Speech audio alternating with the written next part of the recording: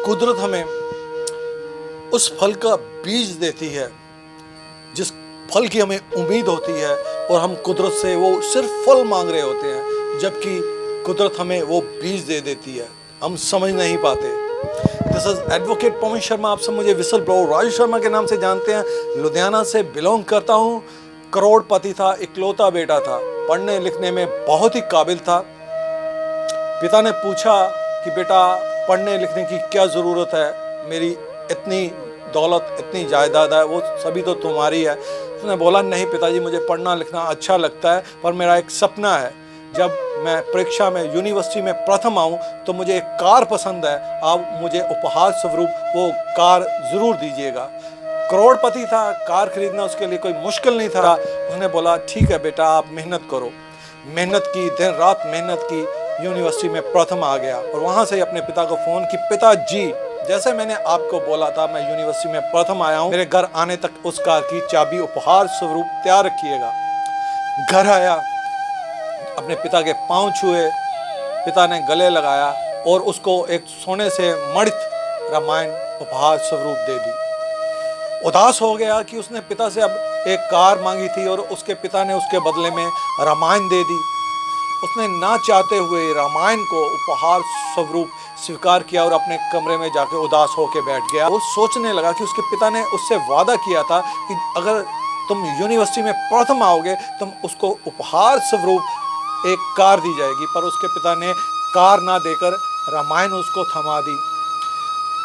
उसी रामायण के साथ एक पत्र लिखकर कि पिताजी आपने अपना वादा पूरा नहीं किया, अब मैं अपनी मेहनत से कुछ बनकर वो कार खरीद कर दिखाऊं, और रामायण को अपने सो रहे पिता के सिरहाने के पास रख के घर छोड़ के चला गया। पिता को बहुत धक्का लगा।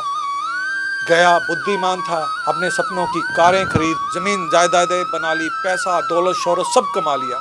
फिर एक दिन ख्याल आया अपने पिता से बात करूं, उनको बोलूं कि मेरे पास वो गाड़ी है जो मैंने आपसे उपहार स्वरूप मांगी थी। पिता को फोन किया, काफी सालों बाद उधर से घर के नौकर ने फोन उठाया और उसने बोला मेरे पिता से मेरी बात करवाई जाए। तो नौकर ने कहा मालिक को तो स्वर्ग सिधारे 15 दिन हो गए हैं, बेटे के पैरों से जमीन खिसक गई कि मैंने अपनी छोटी सी जिद की वजह से अपने पिता को इतने सालों तक नहीं बुलाया। सारे काम धंधे छोड़कर उसी समय अपने घर की तरफ भागा। वहां पर देखा दीवार पर उसके पिता की तस्वीर टंगी हुई है और उसके नीचे वही रामायण पड़ी हुई है। रोने लगा, उस रामायण को उठाया और अपने गले लगा लिया। अपने कमरे में गया, उस रामायण को जब ध्यान से जब पहला पन्ना खोला तो उस पर लिखा था कि बेटा मैंने आपको जिंदगी के सभी ऐशो आराम दिए हैं, पर संस्कारों के रूप में मैं आपको यह रामायण उपहार स्वरूप दे रहा हूं। रोने लगा। बात पिता की बहुत देर बाद समझ आई थी। जब दूसरा पन्ना खोला उसमें एक लिफाफा पड़ा था। जब उस लिफाफे को खोला उसमें एक कार की चाबी पड़ी हुई थी और उसके साथ लिखा हुआ था कि बेटा जो मैंने आपके साथ वादा किया था वो मैंने वादा पूरा किया, जो आपके सपनों की कार थी उसकी चाबी उपहार स्वरूप ये है। घर के पिछवाड़े गया, वो गाड़ी बरसों से वहीं पर खड़ी थी जो उसके सपनों की गाड़ी थी। घुटनों के बल गिर गया, रोता रहा। अब क्या, चिड़िया चुग गई खेत। अगर उसने उसी दिन उपहार स्वरूप मिली रामायण के पहले पन्ने को पढ़ लिया होता जब उसके पिता ने उसे उपहार के रूप में दिया था, तो आज वो अपने पिता के साथ होता, और अपनी जिद की वजह से अपने पिता से दूर भी रहा और अपने पिता के दिए हुए उपहार को समझ भी नहीं पाया। सो दोस्तों, कुदरत भी हमें इसी तरह के उपहार समय समय पर देती रहती है, पर हम अपनी सोच के अनुसार उन उपहारों को समझ नहीं पाते। कुदरत हमें उन्हीं फलों का बीज दे देती है, वो समय के साथ उसको खाद पानी दो, जब ये बड़ा होकर पेड़ बन जाएगा तो ये आपको अनगिनत फल देगा।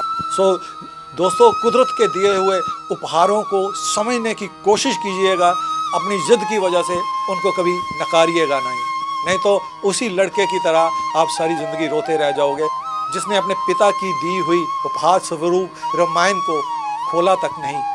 अगर उसी दिन वो रामायण को खोल लेता तो उसको पहले पन्ने पे लिखा हुआ सब समझ आ जाता और वो अपने पिता के साथ समय बिता और उसका पिता उसकी याद में रोता हुआ शरीर त्याग के ना जाता। तो बड़े बुजुर्गों का भी ख्याल रखिएगा। Thank you very much. जय हिंद।